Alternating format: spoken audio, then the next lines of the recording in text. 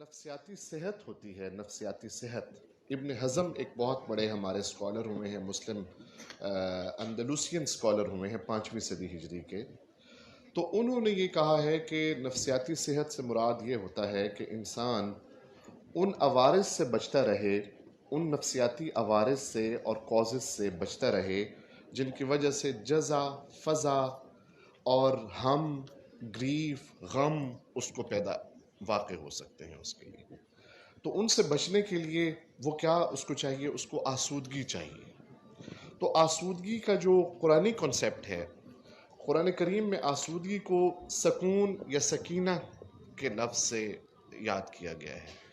قرآن کریم میں بھی سوچ رہا تھا کہ 4 مقامات ایسے آئے ہیں جہاں پر سکینہ یعنی سکون یعنی آسودگی کا ذکر آیا ہے۔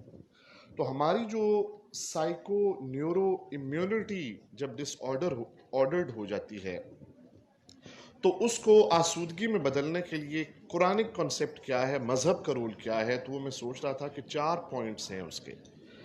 اللہ سبحانہ وتعالیٰ ارشاد فرماتے ہیں ایک جو سکون ہوتا ہے، آسودگی کی قسم ہوتی ہے، اس کو زمانی آسودگی کہتے ہیں۔ زمانی آسودگی سے مراد کیا ہے کہ اللہ تعالیٰ فرماتے ہیں کہ اللہ تعالیٰ نے تمہارے لیے رات کو بنایا ہے تاکہ تم سکون حاصل کر رہو۔ وَمِنْ آيَاتِهِ جَعَلَ لَكُمُ اللَّيْلَ لِتَسْكُنُوا فِيهَا، رات کو تمہارے لیے بنایا ہے کہ تم سکون حاصل کرو۔ تو ایک تو جو سلیپ ہے یہ بڑی امپورٹنٹ چیز ہے انسانی مینٹل ویل بینگ اور مینٹل ہیلتھ کے لیے۔ دوسری جو قرآن شریف نے اس کا ذکر کیا ہے وہ ہے سکون یا سکینہ، جس کا تعلق زمانے سے نہیں ہے بلکہ مکان سے ہے۔ وہ کیا ہے؟ وَاللَّهُ جَعَلَ لَكُم مِّن بُيُوتِكُمْ سَكَنًا، اللہ تعالیٰ نے تمہارے گھروں کو تمہارے لیے سکون کی چیز بنایا ہے۔ تو مکان ہے، ایک جگہ ہے، بیت یعنی گھر۔ اس کے اندر یہ صرف گھر در و دیوار کا نام نہیں ہے بلکہ اس کے اندر بسنے والے لوگوں کے مابین ویل بینگ کے رویوں کی کلٹیویشن کا نام بیت ہوتا ہے۔ وہ ضروری ہے کہ آپ کا اچھا ہو اور آپ کو شیلٹر اچھی مل رہی ہو، سردی گرمی سے آپ بچ رہے ہو۔ اور تیسری جو قسم ہے وہ ہے سکون، انسانی سکون۔ انسان کو سکون کے لیے ایک ہمدرد اور غمخوار انسان کی ضرورت ہوتی ہے۔ وہ خاوند اپنی بیوی کے لیے ہوتا ہے اور بیوی اپنے خاوند کے لیے ہوتی ہے۔ تو اللہ تعالیٰ قرآن شریف میں فرماتے ہیں هو الذی خلقکم من نفس واحدۃ وجعل منکم ازواجا، بیوی نہیں ہوتی بلکہ زوج سے مراد بیوی کے لیے خاوند اور خاوند کے لیے بیوی ہوتا ہے۔ تو یہ جو ان کا انسٹیٹیوشن ہے زوجین کا باہمی جو چوتھی چیز ہے وہ کیا ہے؟ وہ ہے سکونت ربانیہ۔ ایک ایسا بھی سکون ہے هو الذی انزل السکینۃ فی قلوب المؤمنین، وہ اللہ ہے جو مومنوں کے دلوں کے اندر سکون اتار دیتا ہے۔ وہ اللہ تعالیٰ یہ ایک ایسا سکون ہے جو وہبی سکون ہے، یعنی یہ کسبی سکون نہیں ہے، کوئی آدمی محنت کر کے یہ سکون حاصل نہیں کر سکتا، یہ اللہ تعالیٰ عطا فرماتے ہیں کہ جب لوگوں کی زمانی، مکانی اور انسانی سکون کے تینوں جب زاویے اپنے ایک توازن کی شکل اختیار کر لیتے ہیں تو آٹومیٹیکلی اللہ سبحانہ و تعالیٰ پھر اپنی طرف سے بھی سکون ان کے اوپر نازل کرتا ہے۔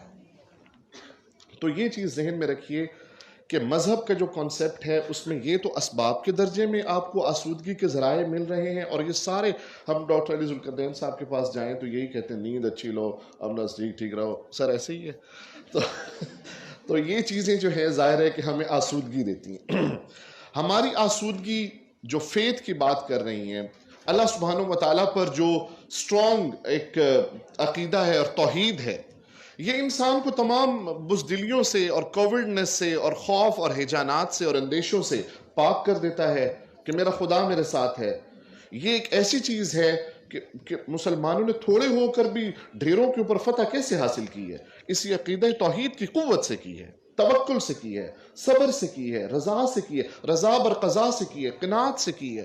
تو یہ ایک بڑا پیکج ہے ریلیجن کا، جس میں آپ یہ سمجھیے کہ سائیکو تھیراپی کر سکتے ہیں ہم اور اس کو لے کے آگے چل سکتے ہیں۔ آخرت کا تصور آپ دیکھیے نا کہ انسان پریشان کیوں ہوتا ہے؟ ذرا غور کریں، آسودگی کیوں نہیں ملتی؟ پریشان کیوں ہوتا ہے؟ جزع فضع کیوں ہوتی ہے؟ وہ اس لیے ہوتی ہے کہ انسان کے پاس جو چیزیں ہیں نا، مثلاً کہ درد بھی نہیں ہے ڈاکٹر صاحب کی زبان میں، اور پلیئر بھی اس کو حاصل ہے، وہ یہ سمجھتا ہے کہ یہ مجھ سے اگر دور نہیں نہ ہو رہا ہے، پلیئر مجھے مل رہی ہے، سسٹین کر رہی ہے اور پین نہیں ہے، تو میں سکھی ہوں، میں آسودہ ہوں۔ لیکن آپ دیکھیے کہ یہ جو دنیا ہے یہ اٹرنل ہے یا ٹیمپریری ہے؟ یہ دنیا جو ہے یہ ٹیمپرل ہے، اٹرنل نہیں ہے۔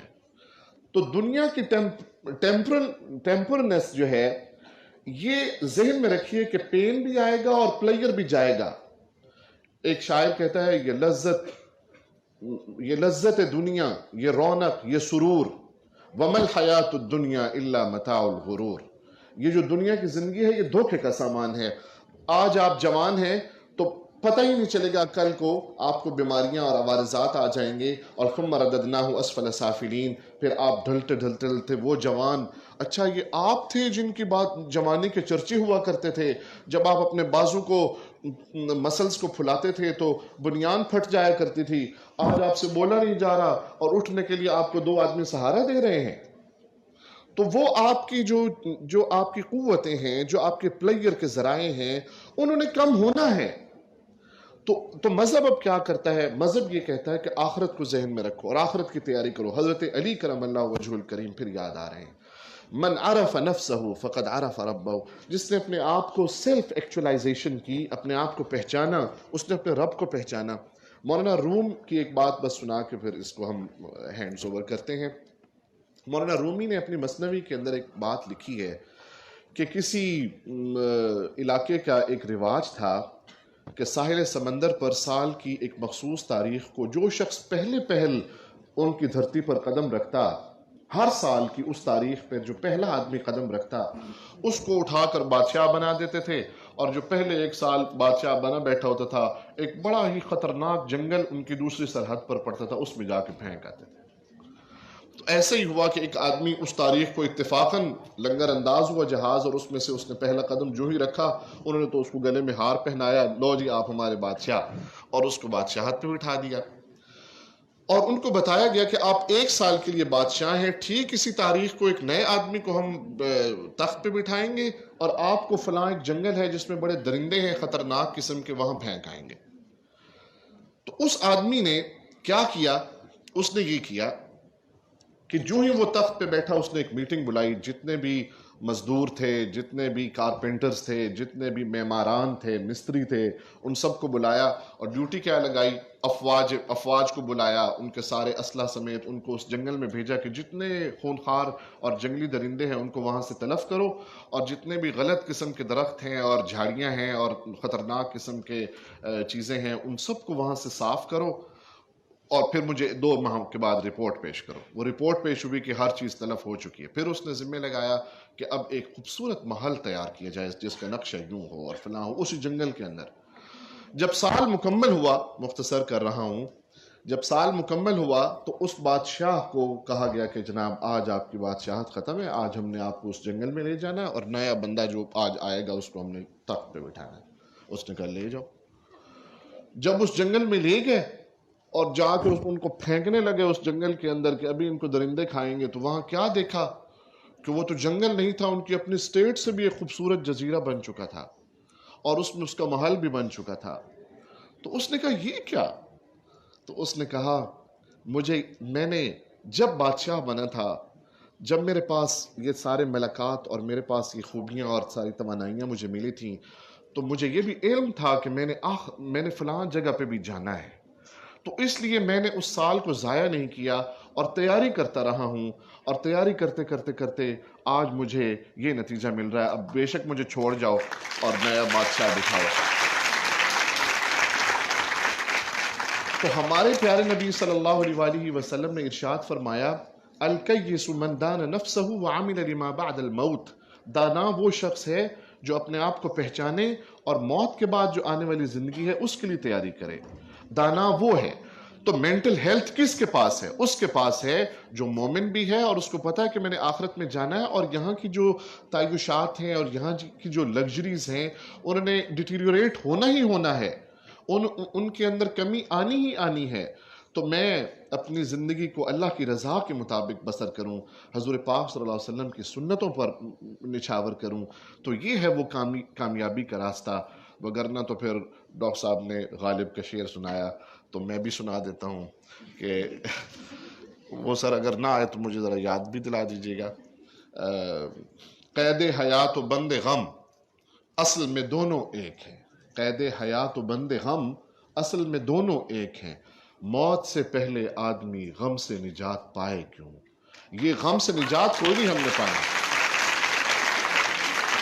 تو یہ جب مذہب اور یہ عقیدہ اور یہ فیتھ، یہ چیزیں انسان کو قوی کرتی ہیں، مضبوط کرتی ہیں.